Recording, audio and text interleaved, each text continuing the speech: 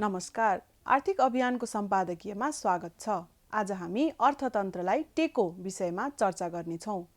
नेपाल राष्ट्र ब्याङ्कले चालु आर्थिक वर्षका लागि अर्थतन्त्रलाई बिग्रन नदिने खालको कसिलो मौद्रिक नीति ल्याएको छ।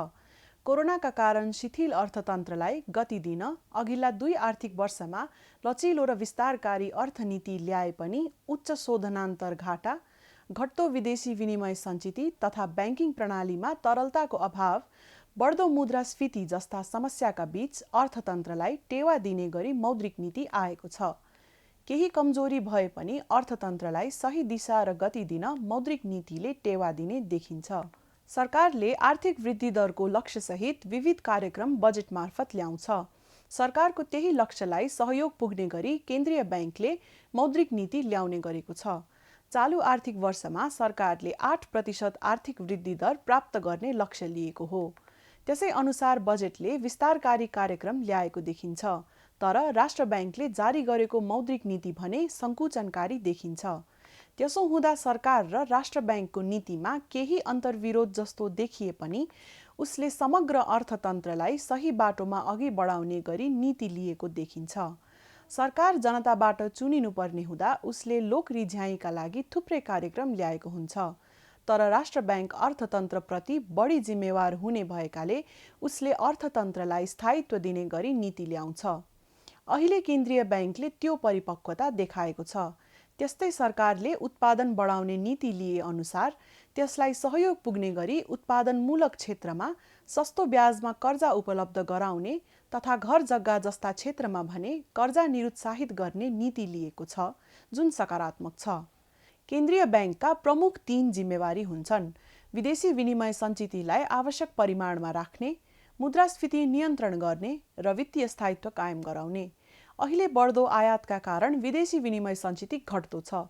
कम्तीमा पनि 7 महिनाका लागि वस्तु तथा सेवा आयात गर्न पुग्ने गरी त्यसको सीमालाई कायम राख्ने नीति अनुसार मौद्रिक नीतिले विभिन्न नीतिहरू लिएको छ।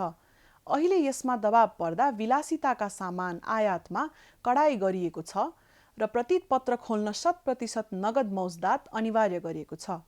त्यस्तै राष्ट्र ब्याङ्कको अर्को काम मुद्रास्फीतिलाई सकेसम्म नियन्त्रणमा राख्नु हो। तर चालु आर्थिक वर्षका लागि लिएको मौद्रिक नीतिले मुद्रास्फीतिलाई रोक्ने होइन, बढाउने देखिन्छ। विश्वभरि नै मुद्रास्फीति बढाउने गरी ब्याजदर बढाइएको सन्दर्भमा नेपालले पनि त्यही बाटो रोजेको देखिन्छ। ब्याजदर बढाएर आयातलाई महँगो पारी उपभोग घटाएर विदेशी विनिमय सञ्चिति बढाउने नीति राष्ट्र ब्याङ्कले लिएको देखिन्छ। तर सवारी साधन आयातमा सबैभन्दा बढी कर लगाए पनि त्यसको आयात घटेको छैन, बढेको छ। यो नीति पनि त्यस्तै नहोला भन्न सकिन्न। वित्तीय स्थायित्व कायम गराउन राष्ट्र ब्याङ्कले ब्याङ्क तथा वित्तीय संस्थाहरूका लागि केही व्यवस्था गरेको छ। त्यसले ब्याङ्क तथा वित्तीय संस्थालाई सुदृढ बनाउन सक्छ। उनीहरूलाई सहयोग गर्ने गरी उसले मर्जरको अवधि थप्नुका साथै कर्जा निक्षेप अनुपात कायम गर्न ऋणपत्रलाई गणना गर्ने समय सीमा 2080 सम्म पुर्याएको छ। वित्तीय स्थायित्वकै लागि राष्ट्र ब्याङ्कले SSR र CRR लाई बढाएको छ। ब्याङ्कहरूको पुँजी कोष बढाएर उनीहरूलाई सुदृढ बनाउने नीति लिएको पाइन्छ। तर अहिलेको मौद्रिक नीतिले तरलता अभावको समस्यालाई भने सम्बोधन गरेको देखिँदैन। वास्तवमा तरलता अभाव सरकारका कारण भएको हो। सरकारले विकास खर्च गर्न नसक्दा जनताले तिरेको कर सरकारी ढुकुटीमा बन्द भएर बस्दा बजारमा तरलता अभाव भएको हो।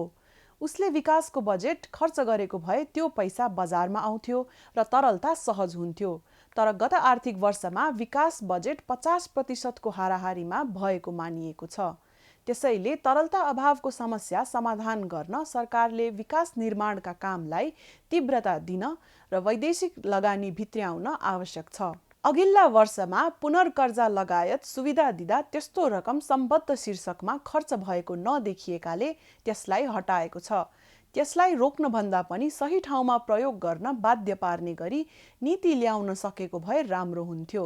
समग्रमा अर्थतन्त्रको वर्तमान समस्यालाई यसले केही हदसम्म सम्बोधन गर्न खोजेकाले अब आउने निर्देशिकाले यसको कार्यान्वयन सही ढङ्गमा गराउन सक्नुपर्छ र नेपालमा नीति भन्दा कार्यान्वयन पक्ष महत्त्वपूर्ण छ भन्ने बुझ्न आवश्यक छ। धन्यवाद।